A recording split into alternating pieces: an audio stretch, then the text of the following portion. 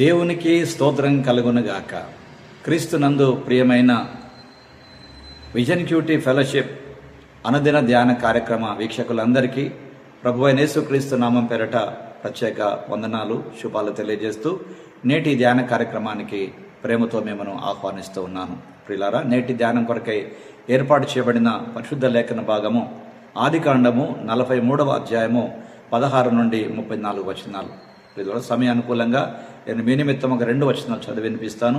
మీరు యథావిధిగా పూర్తి లేఖన భాగం చదివి ధ్యానించాలని ప్రభు పేరట మీకు మనవి చేస్తున్నాను. మీ దగ్గర బైబిల్స్ అందుబాటులో ఉన్నట్లయితే నాతో పాటు వాక్యం చూడాలని మనవి చేస్తూ ఉన్నాను. ఆదికాండము 43వ అధ్యాయము 33-34 మీ కొరకు చదివి వినిపిస్తున్నాను. జ్యేష్ఠుడు మొదలుకొని కనిష్ఠుని వరకు వారు అతని ఎదుట తమ తమ ఈడు చొప్పున కూర్చుండి ఉండేది గనుక ఆ మనుషులు ఒకని వైపు ఒకడు చూచి ఆశ్చర్యపడిరి. మరియు అతడు తన ఎదుట నుండి వారికి వంతులెత్తి పంపెను. బెన్యామీను వంతు వారందరి వంతుల కంటే 5 అంతలు గొప్పది. వారు విందు ఆరగించి అతనితో కలిసి సంతృష్టిగా త్రాగిరి. చదువుబడిన లేఖన భాగమును దేవుడు నేటి మన ధ్యాన సమయం నిమిత్తము దీవించి ఆశీర్వదించునుగాక. ప్రియులారా, నేటి ధ్యాన సమయములో ముందుకు వెళ్ళక మునుపు ఈరోజు పాఠ్యభాగానికి ఇవ్వబడినటువంటి ప్రధాన అంశము భయము ఆనందంగా మారుతుంది. ఫియర్ టర్న్స్ టు జాయ్ అనే అంశమును ఆధారం చేసుకొని నేటి పాఠ్యభాగ సారాంశాన్ని జాగ్రత్తగా మనం గమనించినట్లయితే, యోసేపు తన సహోదరులను ఇంటిలోనికి తీసుకురమ్మని ఒక గృహ నిర్వాహకునికి ఆజ్ఞాపించినప్పుడు వారు వారి సంచులలో మిగిలిపోయిన ధాన్యము, ఆ డబ్బు కారణంగా వారు దొంగలుగా పరిగణించబడతామేమో అనే భయముతో అతని సహోదరులు ఆ గృహ నిర్వాహకునికి తొందరగా తమ గురించిన ఒక వివరాన్ని వారు అందించారు. అయితే ఆ గృహ నిర్వాహకుడు ఆ డబ్బు దేవుని నుండి అప్పుడే మాకు అందిందని, అదొక బహుమతిగా వారికి దేవుడు ఇచ్చాడని వారిని అతిథులుగా ఆప్యాయంగా ఆహ్వానించినటువంటి తీరు ఈ పాఠ్యభాగంలో మనం గమనిస్తున్నాం. యోసేపు ఇంట్లోనికి ప్రవేశించినప్పుడు అతని సోదరులు తమ కానుకలను సమర్పించి అతనికి నమస్కరించారు. యోసేపు దాన్ని గుర్తించాడు. తాను భావోద్వేగానికి గురి అయి తను దాచిపెట్టినటువంటి తనను అప్పగించినటువంటి సహోదరులను జ్ఞాపకం చేసుకుంటూ బెన్యామీనును కూడా చూసి వారిని వరుస క్రమంలో కూర్చుండబెట్టడం ద్వారా ముఖ్యంగా బెన్యామీను పట్ల తనకున్నటువంటి ఉదారతను ఆయన వ్యక్తపరుస్తూ తన సహోదరుల పరిస్థితిని జాగ్రత్తగా పరిశీలించాడు. అయితే అతని సహోదరులు ఏ అసూయ లేకుండా ఆయనతో కలిసి విందు ఆరగించినట్లుగా గుర్తించినటువంటి యోసేపు ఆశ్చర్యపడ్డాడు.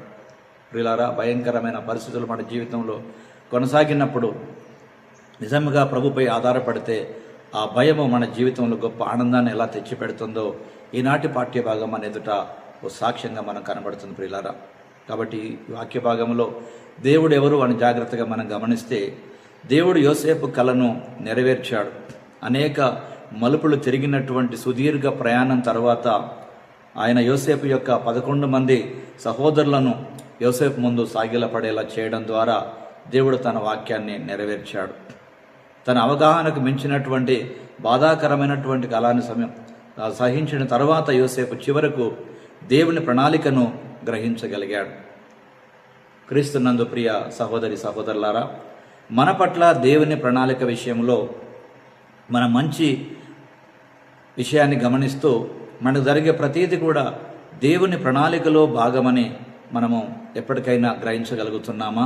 రోమాపత్రిక 8వ అధ్యాయం 23వ వచనం ప్రకారంగా దేవుడు తనను ప్రేమించిన వారికి, తన సంకల్పం చొప్పున పిలువబడినటువంటి వారికి సమస్తము సమకూడి మేలుకరంగా జరిగించేటువంటి ఆ కృపలను జ్ఞాపకం చేసుకుంటూ మన జీవితంలో ప్రతి క్షణాన్ని దేవుని మంచి ప్రణాళికలకు అప్పగిస్తూ అవి మన జీవిత ప్రణాళికలో భాగమే అని విశ్వాసంతో ముందుకు సాగిపోవట నేటి పాఠ్యం మనకు నేర్పించే ఒక గొప్ప పాఠం. ప్రియులారా, కనుక ఈ పాఠ్యభాగంలో యోసేపు యాకోబు క్షేమాన్ని గురించి విచారించి బెన్యామీనుపై దేవుని కృపను ఉండాలని ప్రార్థిస్తూ బెన్యామీను మీద తనకున్నటువంటి కరుణను ఆయన రెట్టింతలుగా చూపిస్తూ యాకోబు సర్వశక్తిమంతుడైనటువంటి దేవునికి చేసిన ప్రార్థన ప్రియులారా ఇక్కడ మన గొప్ప పాఠాన్ని నేర్పిస్తున్నట్లు మనం గమనించవచ్చు. ప్రియులారా, కాబట్టి ప్రస్తుతము మన జీవితంలో ఉన్నటువంటి ప్రతి పరిస్థితిని దేవునికి అప్పగిస్తే ప్రియులారా, మన భయాన్ని దేవుడు ఆనందకరంగా మార్చి ఆయన మన ద్వారా ఆరాధించబడడానికి ఆశిస్తున్నటువంటి దేవుడు ప్రియులారా. కనుక నిజముగా దేవుడు మన పట్ల కలిగి ఉన్నటువంటి ఆ మహాకృపలను జ్ఞాపకం చేసుకున్నట మనకెంతో ఆశీర్వాదం. భయము ఆనందంగా మారేటువంటి పరిస్థితి ఎప్పుడంటే ప్రియులారా, మనం దేవునికి సంపూర్తిగా మనము సమర్పించుకున్నప్పుడు, మన ప్రతి స్థితిగతులలో దేవునిపై పూర్తిగా ఆధారపడినప్పుడే. ఆ విధంగా ఆధారపడి ఆ దేవుని మహాకృప పొందినట్లుగా రండి, మనమంతా కలిసి ప్రభు సన్నిధిలో ఓ ప్రార్థన సమయాన్ని గడుపుదాం. ప్రార్థన.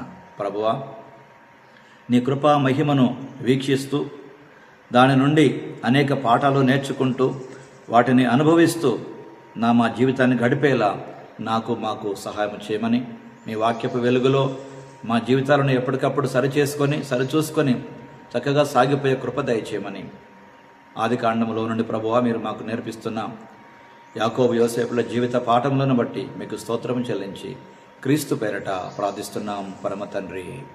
ఆమేన్. ఆమేన్. ప్రియులారా, ప్రభువారు నిత్యము తన వాక్యం ద్వారా మనతో మాట్లాడుతూ మన జీవితాలను ఆదరిస్తూ తన మహిమ కొరకే నిలబెడుతుండగా, ప్రియులారా, వాక్యపు వెలుగులో సరిచేసుకున్న మన జీవితం ద్వారా అనేకులకు ప్రభు ప్రేమను పంచడానికి మనల్ని మనం ఏర్పాటు చేసుకుందాం. అనుదిన ధ్యానం ద్వారా ప్రియులారా మీరు పొందినటువంటి అనుభూతులు మాతో పంచుకోండి. మేము సంతోషిస్తాం, ప్రభువును స్తుతిస్తాం. అనేక జీవితాలకు నిజమైనటువంటి దేవునితో వ్యక్తిగత సహవాసాన్ని కలిగించేటువంటి ఈ ధ్యాన కార్యక్రమాలను అనేకులకు పరిచయం చేయాల్సిందిగా ప్రభు పేరిట మీకు జ్ఞాపకం చేస్తూ, మన పరిస్థితులను ఆనందకరంగా మార్చేటువంటి దేవునికి మనను అప్పగించుకున్నట్టు తప్ప మన జీవితంలో ఒక ఉత్తమమైన కార్యం లేదని గుర్తించి ఆ కృపగల దేవుని చేతికి మనం అప్పగించుకుందాం. ఆ విధంగా జీవించగలిగేటువంటి మహాకృప దేవుడు మనకు అందరికీ అనుగ్రహించాలని ఆశిస్తూ మరొకసారి భయమును ఆనందంగా మార్చేటువంటి దేవుడు మనకున్నాడని జ్ఞాపకం చేసుకుంటూ, ప్రియులారా, మనం ఏ పరిస్థితుల్లో ఉన్నా సరే, ఏ పరిస్థితులు మనను అతులకుతలం చేస్తున్నా సరే ప్రియులారా, వాటన్నిటి నుంచి విడిపించే దేవుడు, విడుదలిచ్చే దేవుడు, వాటిని ఆనందంగా మార్చేటువంటి దేవుడు మనకున్నాడని వాక్యం ద్వారా జ్ఞాపకం చేసుకుంటున్నాం. ఆ దేవునికే సకల మహిమ, ఘనత, ప్రభావములు కలుగునుగాక. Thank you. God bless you all.